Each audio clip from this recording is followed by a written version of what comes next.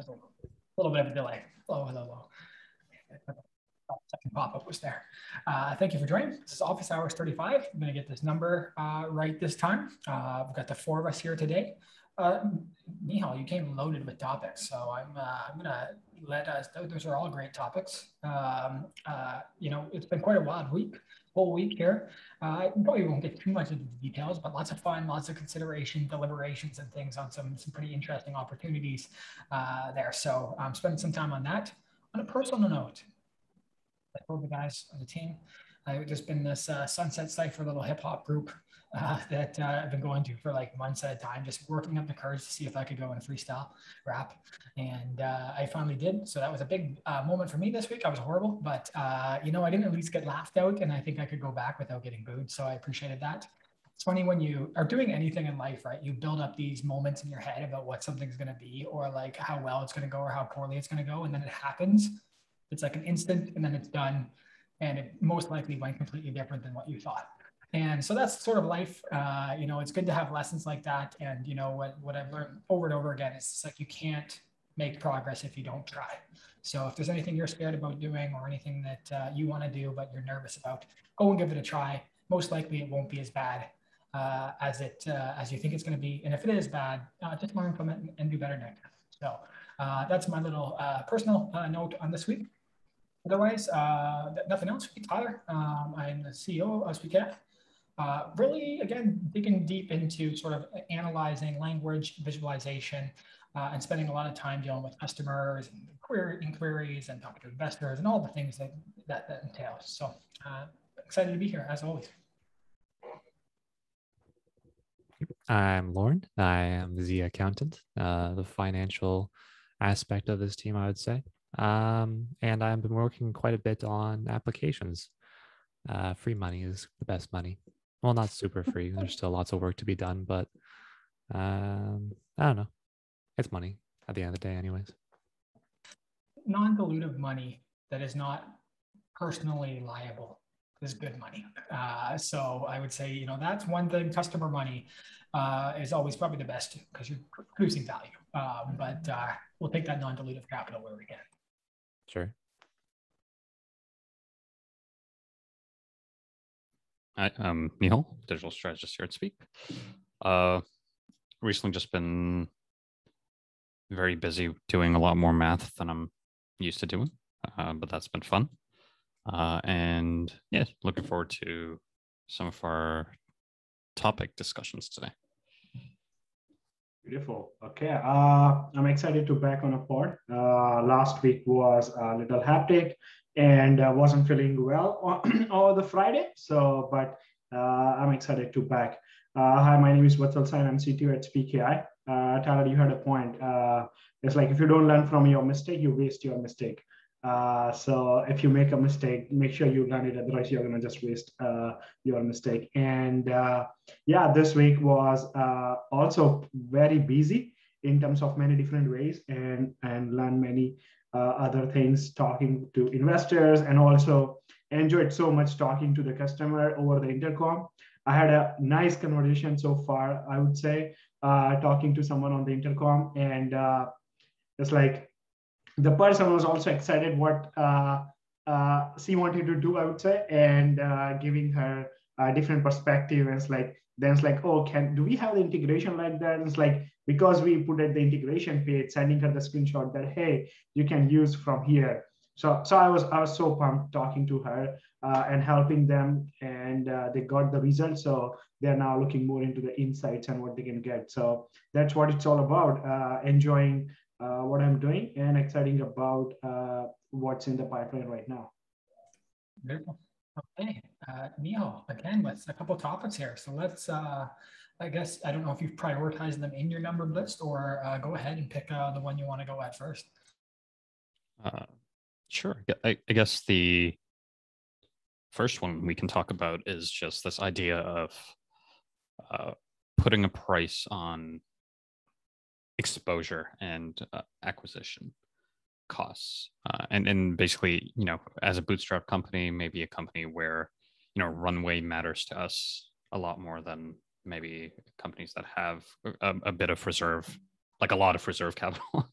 or a lot of investor funding, how do you quantify, or how do you put a price on exposure versus true like revenue and true profitability? Yeah, you know, not referring to anything specific here. So I think it depends on like the type of exposure too. There's a lot of variables here, and also like what's actually, you know, the differences between costs. It's not just a matter of you pay money and then you have exposure. It's also a matter of time for, you know, most of the team to kind of come together and put it together. But yeah, there's also good, there's bad exposure. But what's the saying? There's any exposure is good exposure, or I don't know. No such thing as bad publicity. There you go. Yeah. That's true. That's true with software, though. You know, I don't know. Anyways, go ahead. But yeah, I just think it's a matter of. I think it's more a matter of time than money, to be honest, in a way. Even though time is money, I feel like I'm getting a bit too paradoxical to myself. I like that. Okay. Yeah, just I guess for that part, no, I think that's on your responsibility to always build good technology. But maybe you can put your, you know, depending on how you expose that, you can put yourself in a situation where maybe you're not delivering on what that, you know, an audience that you're being exposed to hopes, or, you know, there I guess, again, in this world of reviews and public reviews where, you know, depending on whether you're a small customer or big enterprise, where, you know, single review, like, you know, we've all had the experience of being like on, for example, Amazon, it's like 4.5 star. And then you read that like 1-star review, and you're like, oh my God, I can't buy this product because of that. So depending on, you know, I guess, again, that publicity idea and how people are talking about your brand, how you've done that, you know, there are risks and consequences. And I guess, you know, for you, the price, you know, 𝗕𝗲𝗻, what you're talking about a little bit is like, there's people who are paying, you know, massive amounts of money, for example, to be exposed on something like Forbes.com or Business Insider or things like that. And then, so there's a really nice brand association that's built there. But then, for example, maybe you peel back a couple layers and you say, okay, you know, how many people actually, for example, visited site? How many people signed up? How many people turned into a paying user? And maybe you don't need to do that directly, you know, within a 30-day window. But over time, are you even setting up a path of, for example, triggers to make that action happen? So I think there's a lot of value in exposure, but are you being exposed to the right audience? And is that even driving the action that in the end helps the business grow, instead of maybe more vanity metrics? Again, vanity metrics are good, but yeah. Yeah, that makes sense. 𝗕𝗲𝗻, I would ask that first question. I would ask myself about if anyone thinking about any exposure, what is the goal? What are we trying to achieve at the end? And everything comes after that. It's like, okay, the metrics, okay, the goal is aligned to the metrics, the risk aligned to the metrics, and the metrics is linked with the exposure, and time, money, risk, everything is the secondary thing. If you don't have the proper goal about what do we want to achieve in, let's say, 30 days after that. So, I mean, price could be the very much variable. That could be on the lowest side, on the higher side, but the variable here is the goal. I mean, if that is not defined, everything would be just a mess at the end.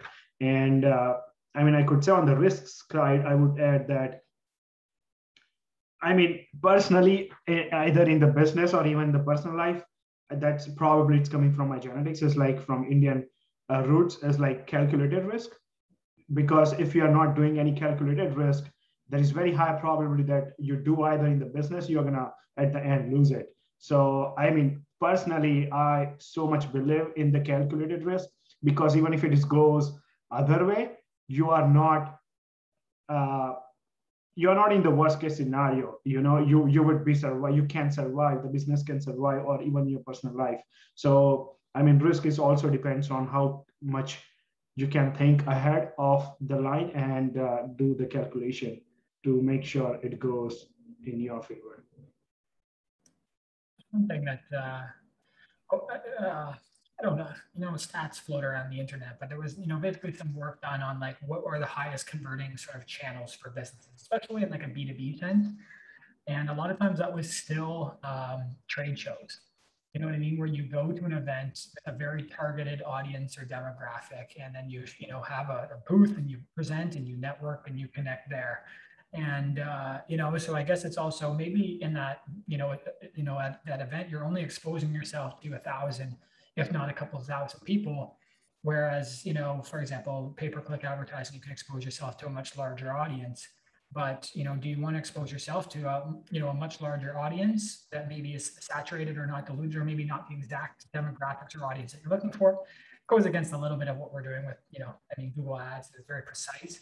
Or are you trying to then would you rather have a smaller group, but they're directly the kind of people that you want to be working with, who value what you're doing, that you value each other, and you can build better business out of it. So it's always trade-offs, I guess, in that situation too.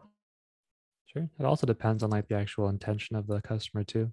Like maybe they're just browsing about, and then your pay-per-click ad comes up and it's like, oh, I'm not really thinking about that right now. But when it comes to like a trade show, it's like, I need this. I'm literally physically getting up and going to a place to look for things. So you're probably going to have a better chance of making the sale when people are actually, putting an effort to buy from you, as opposed to, your ad just kind of flowing through in the sea of entertainment and everything that's online and all that. So 𝗲𝗏, can you put a price on exposure? Do we touch on anything that you actually meant to touch on? Oh, I mean, for sure. I think it's very interesting because, even just from, I guess, a PR perspective and, just based on like my education in PR, as well as just my short stint in, working in PR. The number one thing that would always kind of, and maybe it's just me not being cut out for it, but the number one thing I'd always struggle to validate is, okay, so these companies have paid you, let's say if you're an agency, they pay you $100K for you to do all this organic, quote unquote, work for them, right? And then you go do social media campaigns, you go do podcast campaigns, and obviously each of those channels has like higher the conversion rates differ, and like the end goal is different from each of those. But at the end of the day, I always find myself looking at the numbers, and I'd look at that and I'm like, if I was a business and I was paying this much money and this is what I'm getting in return, like I'd kind of be like, what? Right? And that's not to say that there's no value in organic exposure. I just think it's highly variable in how like an end user perceives it, how they perceive your brand value, and how authentic the content you're putting out is on top of that. Don't you think that's an experiment? It's like even on the advertisement and stuff, those are experiments. Like experiment can work or not. Oh yeah, for sure. I think it's just, for example, like one of the biggest things that PR, for example, gets, like the flack PR gets versus, let's say, something like marketing, where there's like a hard ROI, right? On marketing, it's you spend 10,000 on ads and you get 15,000 in sales. Like that's you can correlate that, versus with PR, it's like, okay, you spent $20,000 on a podcast spot, and you got an uptick in traffic, you got an uptick on all these things, but just because of the nature of how organic works, maybe you're only going to see, maybe you don't see a one-time return on investment, but you kind of see over time, over 6 months, that your reach has, now you're seeing, instead of 10 signups a day, now we're at 50 signups a day, but it took us 7 months to get there, right? So sometimes I feel like, sorry. I guess the ball rolling. Some people really want instant gratification. Exactly. Money in, money out right away, but you have to build up something over time. Exactly. It's the two channels, right? Even just on a search perspective, like going paid versus organic, the time to return on investment scale is like a bit more latent. Like you need to wait a bit longer to get your return on investment on more exposure related content and like brand awareness, right?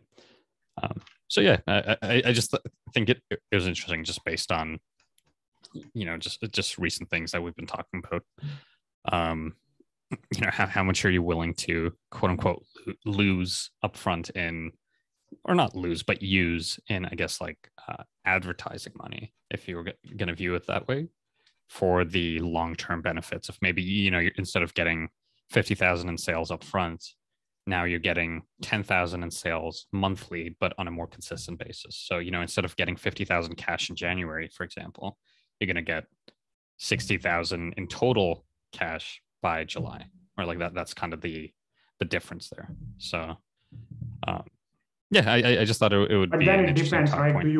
Do you want the short-term return or the long-term? Exactly. Mm-hmm. I watched this movie. I was just searching for the best movie to watch on the marketing and the sales, because that's not my domain. I'm coming from the engineering side, and I learned so much even at Speak on the marketing and sales side, and just doing the Googling. It's like, what are the best movie to watch? And one of them was the movie called Door to Door. It's like sort of an old 2002 movie, but really, really touching, and the way the guy was selling the product, and it was, of course, by name, it's Door to Door.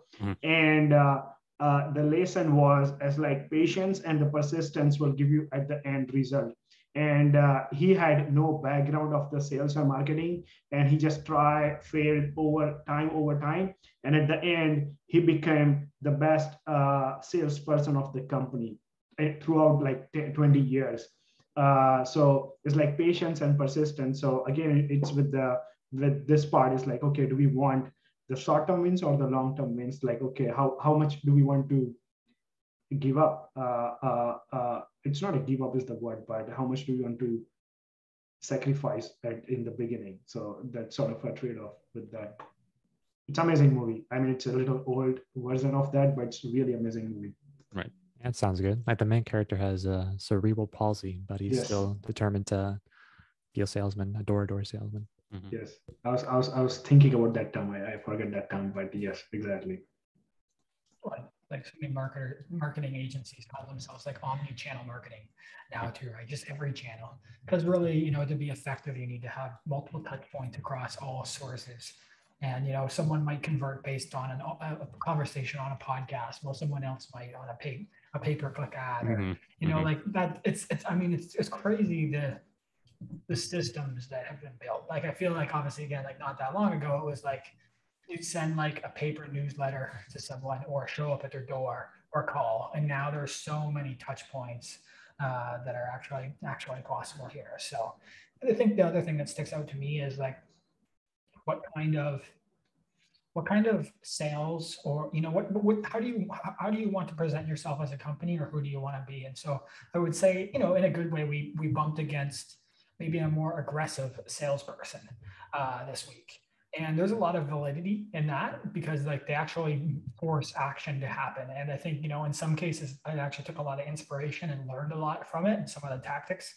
But at the same time, I really have seen sort of this more problem-solving, consultative sort of approach to selling be very valuable. And sometimes when, people sign up for the platform, or as, that's what I was talking about on the intercom chat, it's like, you actually really help someone, and that they're thankful for that. And that's a really beautiful thing. Like they don't feel like they just got pressured into something that didn't help them, and that's why it's amazing. We talked about this one time before, but like HubSpot sort of changed the incentive for their salespeople of like not just revenue, it was like the net promoter score and like customer success. Because no company, at least that I want to be a part of, is just driving sales to hit quotas and then not setting those customers up for success. Like the whole purpose of why you're trying to build something is to create value and solve problems for people. And I'm grateful that we've got a team who cares about that. Maybe we'll bring a couple of people in who are a little more, want to do that, but I still want this core to be like caring about people's problems and trying to solve that, honestly. And I would rather point someone in the direction of somewhere else if it doesn't make sense for us, than try to bring them in and then not offer, a solution to the problem they have. Yeah, that makes sense. I mean, just helping them instead of selling them, at the end would sell the product. So it's not about selling first, it's about understanding the problem, how the product can help them. And it's like if some pieces are missing of the puzzle, it's like if that's a good lead, that could be the good idea to understand. It's like, what we can do more for you and how we can help you. I guess the part that we've heard, or especially as you're talking to, for example, investors or people asking how you scale your company, is again this idea of like, how do you scale that customer support and sort of love that you're giving, and that could also be a challenge. Like, great that all your customers love you right now, but as your customer base expands, you're not going to be able to give them that time. So how can you do it? So again, like things like that's what you've been doing on Intercom, obviously live chat, but also onboarding, where it still shows our face. And, through the messaging of the sort of onboarding experience, like guiding you through how to use it, there's smiley faces and, maybe little inside jokes or things like that. Like those things all add a perfect touch and that personal touch that are more scalable than maybe, obviously us for, fielding every single question. But yeah, it's just a really interesting thing that, that you have to work on is scaling the love that comes through your customer service as you deal with more people. Because the product isn't just the application that's on the website. The product is also all of our efforts and all of our communications and all the work we put into it. And serve. It's kind of like a product and a service if you think about it. SaaS. Well, like a SaaS, but it's it's experience, right? And that's user experience, software experience, company experience. That's everything it is. It's the full package. Yeah. It's just not the one thing that, I'm looking for this and it worked, but it's like the full package from onboarding to even one customer last week requested to delete the account and delete the data. It's like, even he was so thankful. If you see the intercom, the response is asked is like how we did.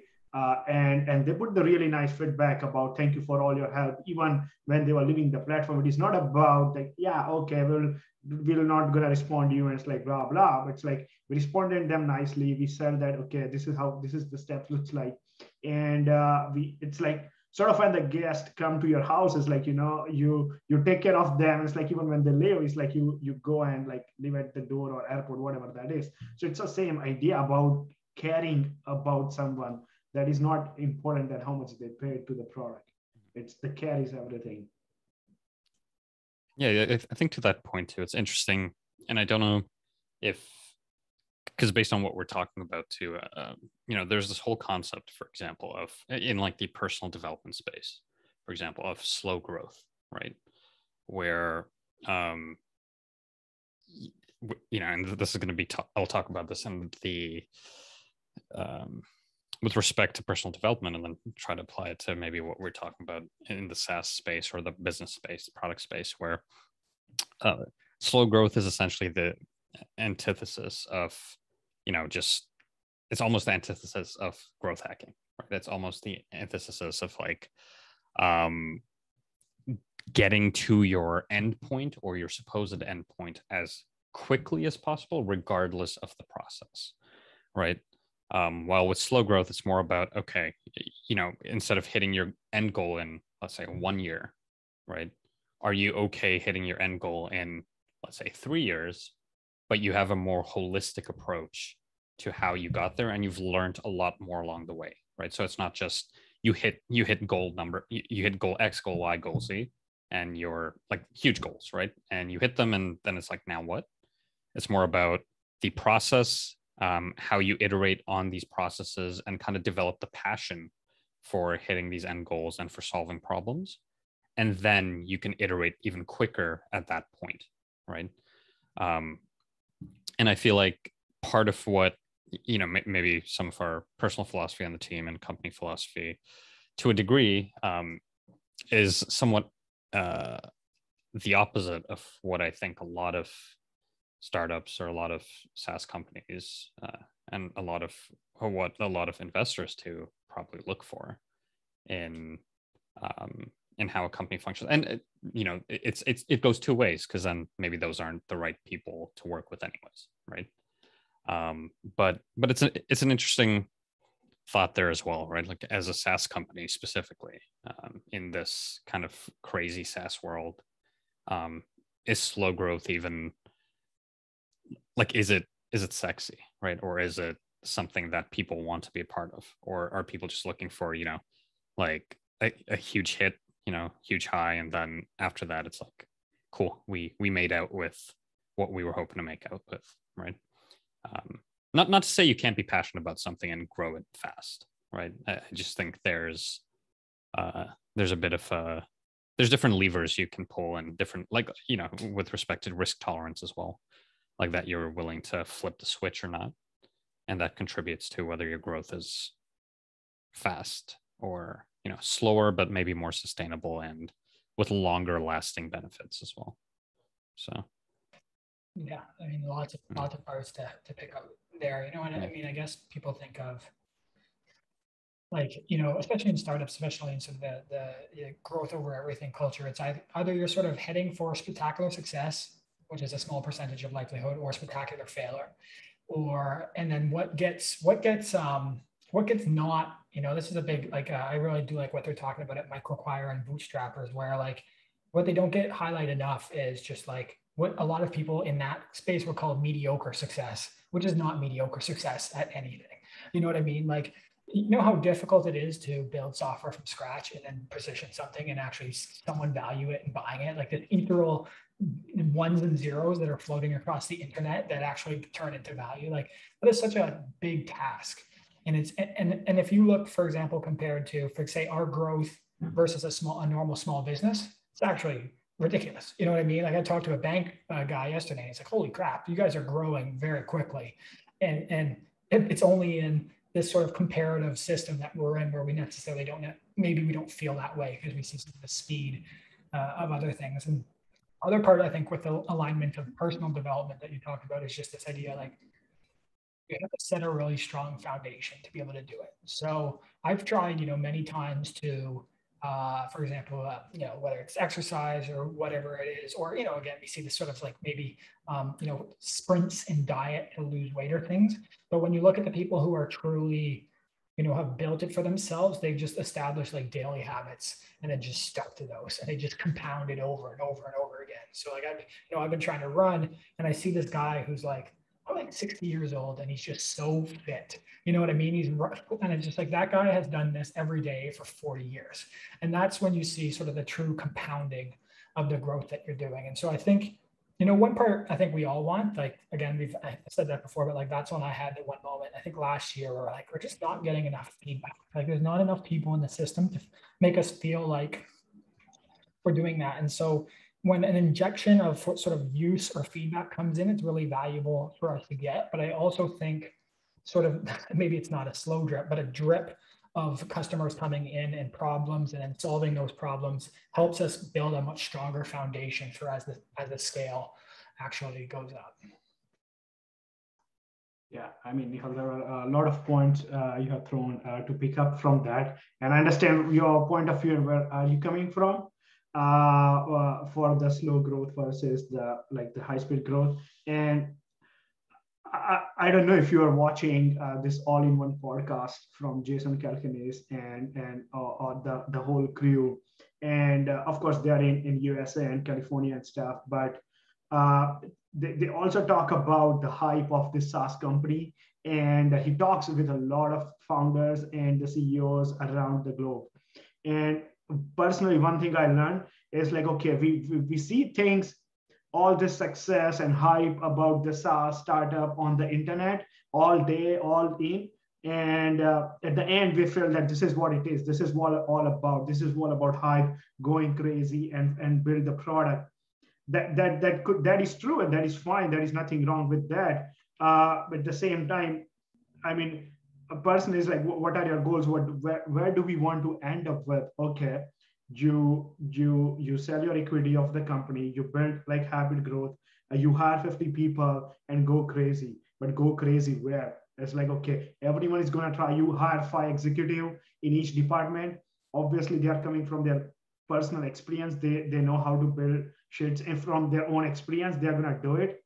But what's the end goal? Where you're going? I mean, that's the one part. And it's like slow growth versus rapid growth or high growth. It's like, it looks great, but either or, you are, as a founder, is like willing to compromise something. So what does that sounds look like? And if you truly believe it's like bootstrapping, we see is that MailChimp? I think so. Yep. Right. Great it's like example. I mean, we see the companies are getting acquired for X billion dollar and stuff, but it's like, I mean, you will read a lot of, they also talk about the MailChimp about the one question was like, do you still think that in this time, bootstrapping for this long makes sense? Because anyone can go and just copy paste your product very easily. That's not a big deal, to be honest, right? And all of them had a great point about, you see the hype, but what you are missing is the passion of that person who are building this product. You will never able to match that one, even if you have whatever X amount of money. So that's the one part. And it's like, okay, the second point you had is like, do you enjoy or would you willing to be a part of the slow growth? I mean, that is a very subjective matter then. It's like, I don't know. It's like, honestly, it's very subjective matter.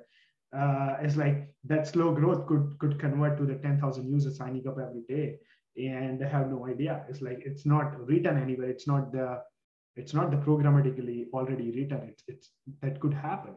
So that's my point of view. And it's like, I can link you back for this all-in-one podcast when they're talking about the MailChimp. It's like, are they doing right? Like, bootstrapping for this last 10 to 15 years. It's like, what if that went wrong? So that's amazing. And it was actually from MailChimp, I think it was 21 years. But when you listen to the guy who, one of the founders of that company, it's like, he was so passionate about the problem they were solving at MailChimp. Why does it matter? You know what I mean? Like, why, like, if you're just doing what you love, then that's enough for most people. Most people don't even get the opportunity to do that. So, I think we're all grateful, at least in some ways, to be able to, with relatively, obviously there's been lots of stressful times, but still relatively low stressful work on some pretty innovative cutting edge technology, working with customers and do things that we care about. And I also take, I guess, some reservation, might be right now, it's not reservation, but comfort in like the fact that I guess the problem space that we're working in is like not going away anytime soon. The next jump of this will maybe be when like Neuralink or something like that is mass adopted and then we all stop speaking. But that kind of communication is far away. So we've still got a lot of things here. And like by going so deep into something, it exposes really actually big problems possibly that are so deep into it. And so I told that small example this the other day, which was like, I'm using the CSV export and speak. And then, I'm using the keyword extraction that we're doing, but I want to expose, for example, keywords that are actually not keywords, but phrases. So for example, like a space needs to be, I want to filter out ones that don't have a space because then we're using two words. Google Data Studio doesn't have that. So when I put the space in, it just doesn't read that space. And so there's no way to just expose a phrase versus a word. And like, that's such a deep, specific problem, but it's one that has been exposed because of the work that we're doing. And at some point, figuring out those solutions to those problems is where we're going to create true value and solve a lot of things for big things. So I take a lot of solace in that, and just again grateful to work with good people. And again, subjective growth.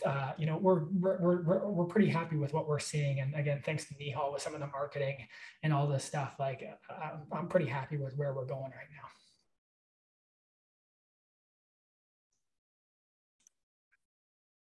Nihal, you're up again. So I gotta go. You know where I'm gonna be back in 1 second. I'm sorry. Okay.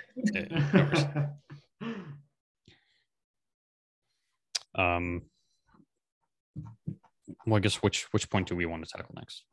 Because I mean, 2 and 4 are kind of, actually 2, 3, 4 kind of correlate to each other. So yeah, we could just talk about it as one mass umbrella, or we could just pick one and kind of riff off that. As a mass umbrella, I suppose. We can just start off with the first one. How do we get better at telling our product story? Can you lay the groundwork first and say like what's a product story to begin with? Sure. When it came to this thought in particular, I think it was mainly inspired by. Well, I mean, for one, like Tyler had that investor presentation recently where, I noticed that one of the top points or one of the top feedback that he received was this whole idea of You know, they really loved the story he told about, you know, like why they started the product, why we're building the product the way we're building it. And to flip it back a little bit, just in terms of product storytelling, it's, you know, everything there. So it's like the mission, the vision, and like what our end goals are with respect to impacting our customers' lives, right? And obviously, like, I think everyone has a different vision of what like positive impact on their customers are. But in our case, it's, you know, we're trying to solve, you know, problems related to language data, for example, and just explaining all the ins and outs of why that is important to us, why it's important to what we're building, and finally, you know, why everything we're doing should matter now and in the long term for businesses, entrepreneurs, freelancers, whoever it is that might come buy our product. So, you know, one thing that I think we've slowly like changed things as we've gone along, and as I've understood, you know, the DNA of the product a bit better, as I've understood 𝗕𝗏 you know, connection to the product and what their end goal with the product is. I think that's also changed the way I view and how I actually share or talk about the product with other people as well. So it's actually even helped me. Like yesterday I had a sales call, and, you know, I realized that this time when I was talking to this person, I had a more coherent story to tell when they were asking about the product. And, you know, they're also like, I mean, they're a young company. They're not quite a startup. They're like, I think 6 years old. I mean, I think it's still a startup, but, you know, there was that ability to kind of make that connection in the sale there as well, where it's like, oh, you know, like our founders also started this as like, you know, a passion thing to serve this market. And, you know, this is how our growth trajectory has been, and here's how we're able to solve your problem. And that kind of made a more cohesive pitch. And I think, I mean, he'll get back to me in like 2 weeks, but, you know, could potentially lead to like a sale there, which I think I personally wouldn't probably not have been able to do by myself, like maybe 2 months ago.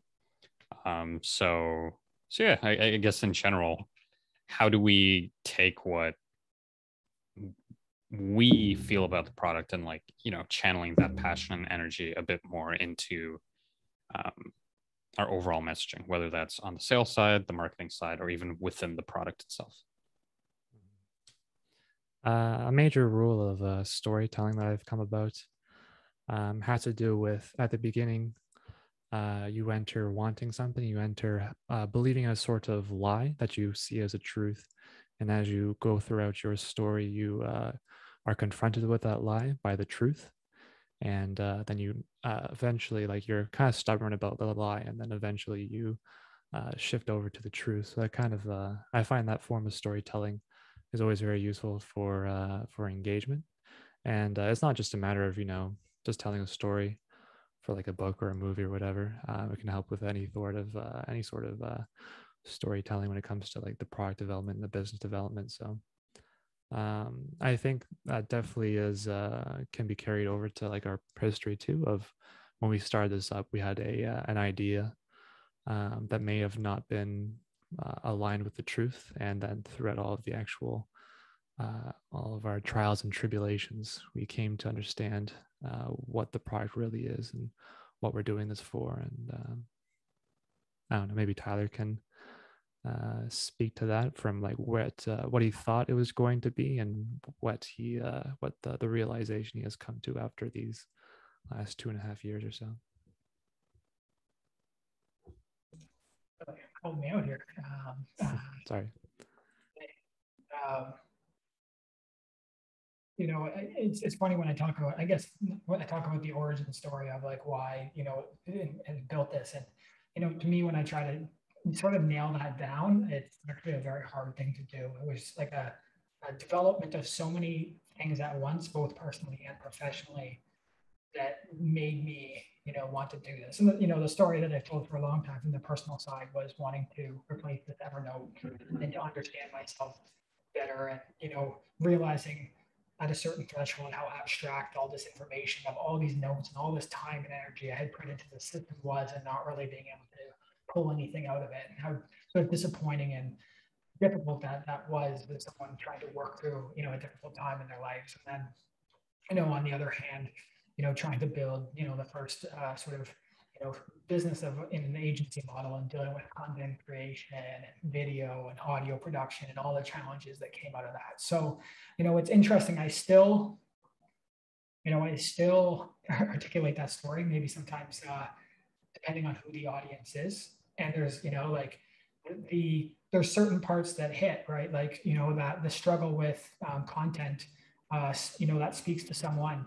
And then the struggle of, the Evernote idea, like when talking to some healthcare investors the other day, that really resonated with them. That was the message, like wholeheartedly, that I got from that feedback, is like, that's really important and crucial. And I think one thing that stuck out when we did that, I think it was like the 𝗦𝗶𝗴 interview with Michael. He said something around the lines of like, because of the path we had taken, we were responsible for making sure that we had sort of cash flow and business, that we could sustain ourselves. And I remember Michael just saying, not explicitly, but at least like, fuck that. You know what I mean? Like, if you want to make this happen, then you figure out how to make it happen. And I think, there are many successful avenues that are possible for us to still take or have taken that depending on the situation that we put ourselves in or the strategy that we had that we could have been successful in. And I guess one thing that just lastly on this is just like, because I'm still learning this myself, and we still see, people come into our system and see something that we don't necessarily realize, but they realize because they've been searching for a solution and they haven't found it. And then they came across us and say, holy crap, maybe this isn't even the full solution, but it's 95% or it's 90%. And no one else seems to be doing it like you. And one thing that I listened to this book, Colin Jost, who was the host of Saturday Night Live. And this is something I've been thinking about a lot with like, talked about the book at the end of the book, how he could never fully commit to one thing because he was scared that if he put everything into one thing and failed, it was going to be such a spectacular failure. And how, sometimes you dilute yourselves in different directions because you're afraid to commit in one specific thing in case it doesn't work out and your time would be wasted and you feel like an idiot and all those things. So I think that's something that we continue to bump against up in our business, which is, this platform seems extremely valuable, but what is the commitment that you want to make? What is the commitment to the customer that you want to make? What is the commitment to yourself? And if you're working on a problem and say you got to work on this problem for 5 years, what is that problem that you feel so energized and passionate about that you're going to wake up every day, whether it's a good day or a bad day, and continue to work on it?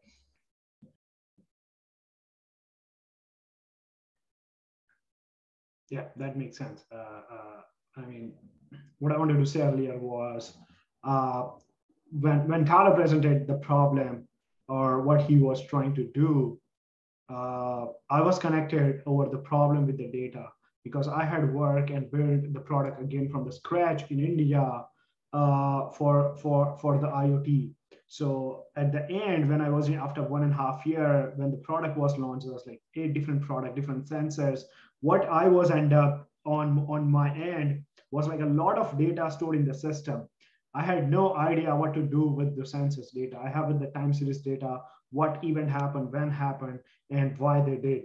And what I just wanted to do was the simple recommendation engine to tell them that, hey, you usually turn off the lights. It's like being turned on from last many years to save the energy. That was the simple concept.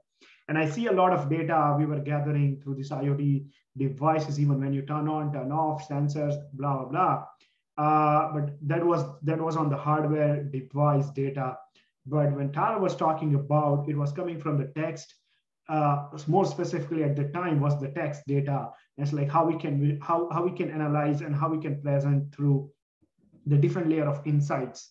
And of course, at that time, it was 2018, December. And it's like a lot of things were going on also on these meetings and stuff where people were recording audio, video. And it's like, okay, that was just sitting on your computer or whatever on your phone. That's like nothing was happening. So that was the reason I saw for the problem, that sometimes people don't realize that there's a solution unless until you don't present them, or there's a solution where people are looking for, but it doesn't exist. So that's sort of either or side. And that's what I see the potential of the product and how we can make it better.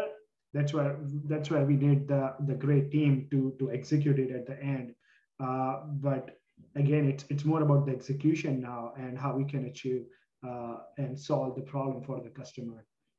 But I see the real problem. How does that feel, and what does that look like through the data? And that absolutely makes sense, at least on the technical and engineering end.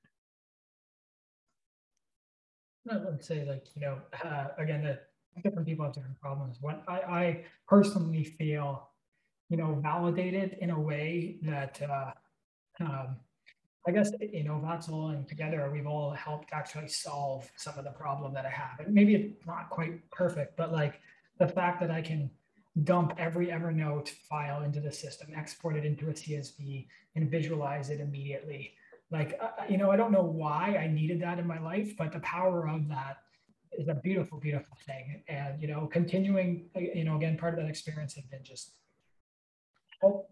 for some reason, I like dealing with, information. A lot of that was marketing information, and there was no better feeling. There was no bigger rush in my life than seeing a client or a customer have a breakthrough on the information that they had been logging for years or months or whatever it was that they just couldn't quite get to themselves.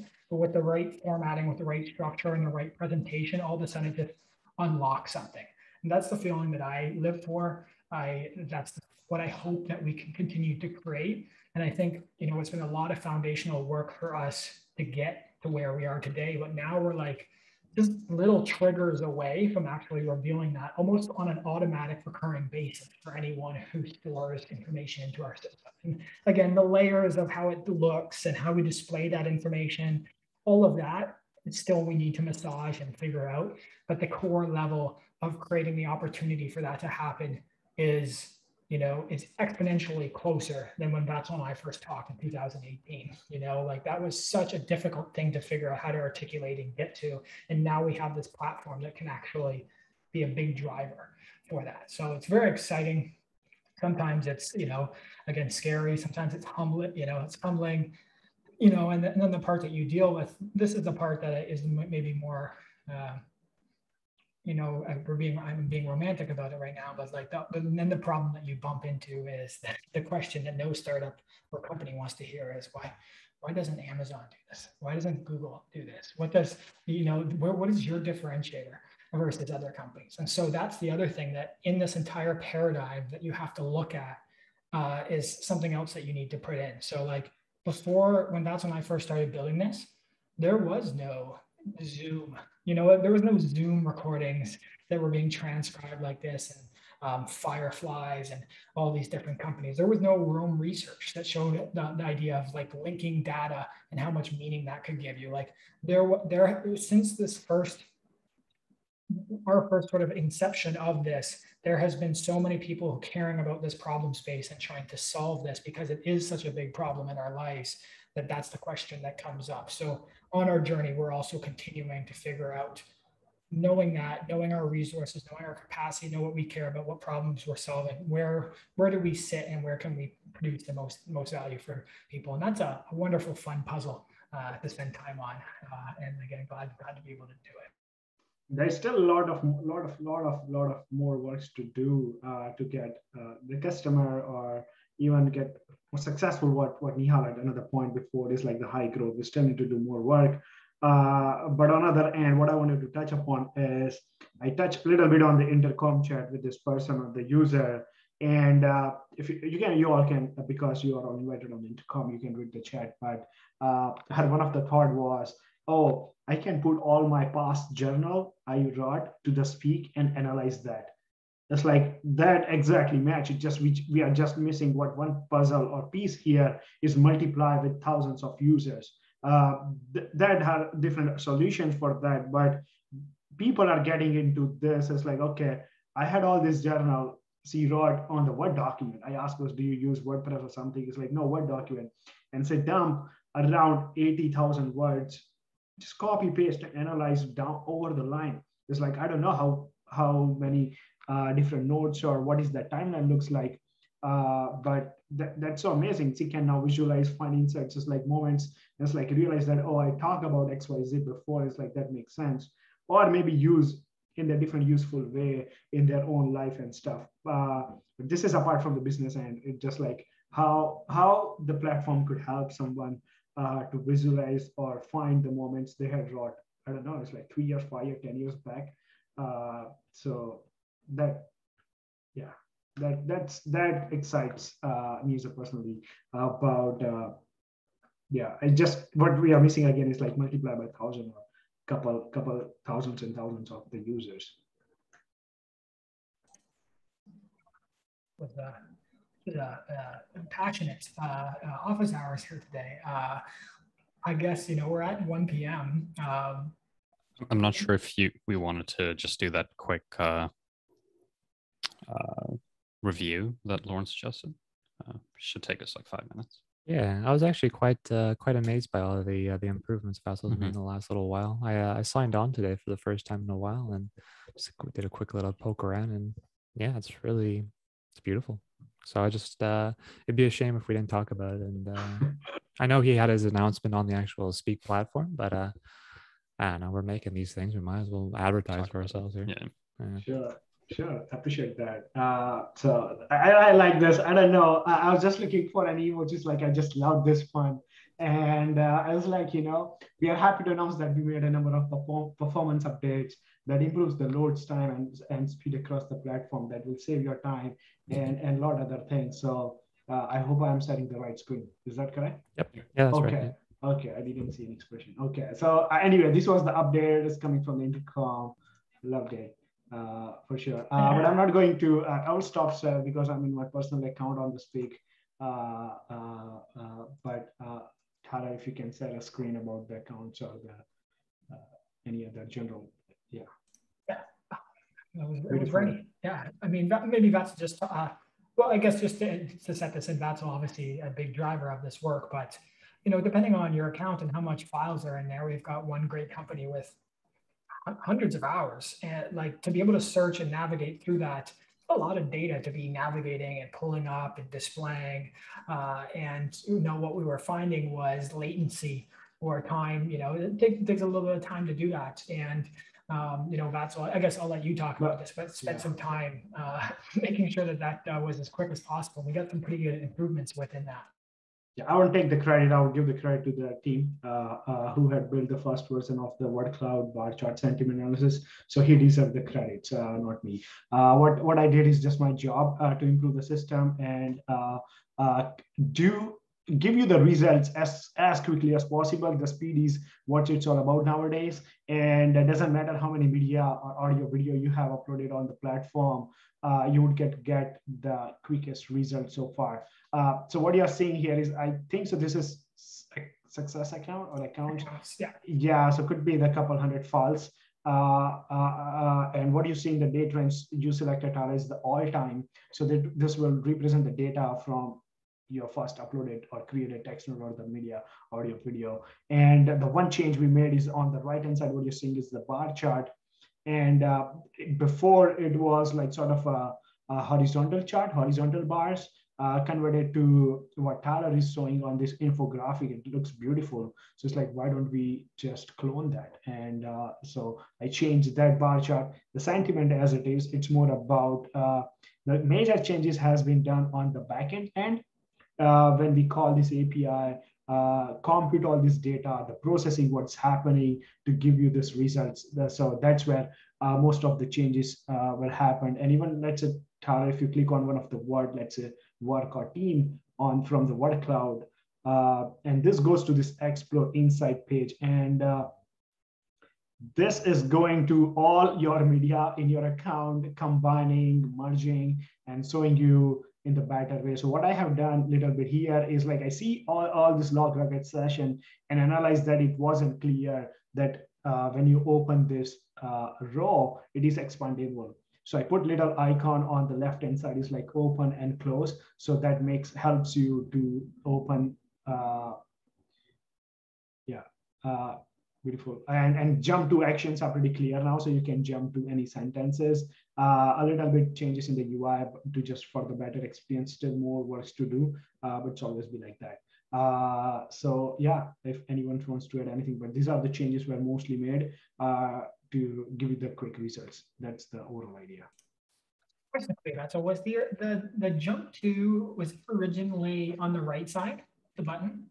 The button were on the right side, but because of the long sentences, it was hidden. So you don't realize that you can click on the jump to. The second one, you see the tags and stuff, those were on the left-hand side. So those were like two columns. One was with the tags, and one is the table on the right at 50-50, or you can say 30-70. So what I did is put the tags on top, because a lot of users are assigning the tags, and that could be more than 5 keywords, more than 6 keywords. So it was very congested. On the small screen, you have whatever this big screen here, but it was very congested on the small UI to look at.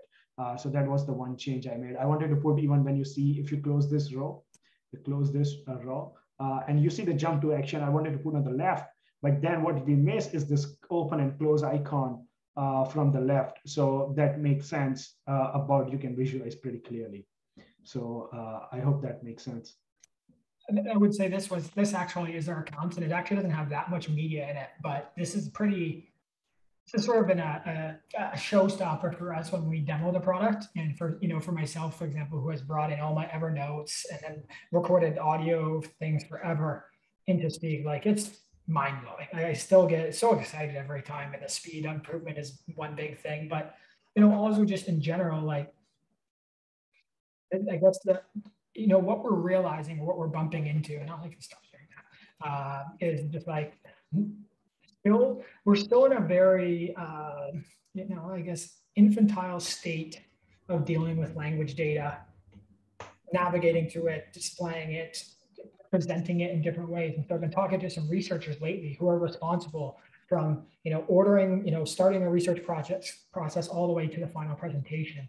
In the end, it still comes back down to generating a word cloud or a bar chart, and then sharing the meaning that they've gathered from that. So, sometimes I feel like, we still have so much work to do. And other times I'll talk to a researcher, show them the platform, and they're like, holy crap. And those are really good moments where, there's still a lot more innovation and possibility here with how we deal with this data, combining that with the art of data visualization, and then the technology and the software that we've built. So again, I get so pumped about this, and even again, something small like figuring out that, don't just display a keyword, display a key phrase, how much more meaning that actually can make. Those are really exciting moments, and it might seem like a small breakthrough, but it's a breakthrough that then can help us permeate the entire system, all our users' experience, and show them more valuable data. So those are exciting things. So I appreciate. I'm glad that we spent some time at that at the end. Lots more improvements to come, lots of things that we're working on right now. I guess anything else then before we close out this session? No, we might have this new integration coming before end of this quarter, which was part of the OKR. So trying to align that at my best capacity here. So we might release the Vimeo integration maybe end of the next week. So it's like you can just go in the account, authorize your access, and you can have a list of all the video albums, the folders from Vimeo to the platform. So even when I see the intercom, right, we talk about like, why do we want to build when we're going to stop building? But when you see the intercom, why it's a gigantic company, it's like so many developers, of course, they're working there, at least hundreds plus. And it's like, what is the best part is like when we find this such sort of a tool, is like everything is ready. The appetizer is ready for you to just go and enjoy. So that sort of a platform nowadays gives you more credibility in the market to get and acquire the customer easily. So I mean, that's a one part enjoy. There's a lot of people who are, when you're investing in a product and you're investing in a company, you're not just investing in them in your current state, you're also investing in the future. If you're dealing with a company that, is not going to continue innovating, or not going to keep solving problems, no matter how difficult they are, that's a risky investment. So we're glad to keep pushing in ways that are very aligned with the problems that we're having now that we've got, I guess, not maybe a fully tipping point yet, but definitely a lot more validation, people using the system, asking us questions, and a lot more confidence that we're in the right space. So, okay, good. You guys are good? Okay. All right. Thank you, everyone, for watching. This was a ton of fun. If you ever want to contact us, it's so easy. Intercom, live chat, email, whatever. Talk to us. Say hi. Hope you enjoyed this as much as we did. Thank you.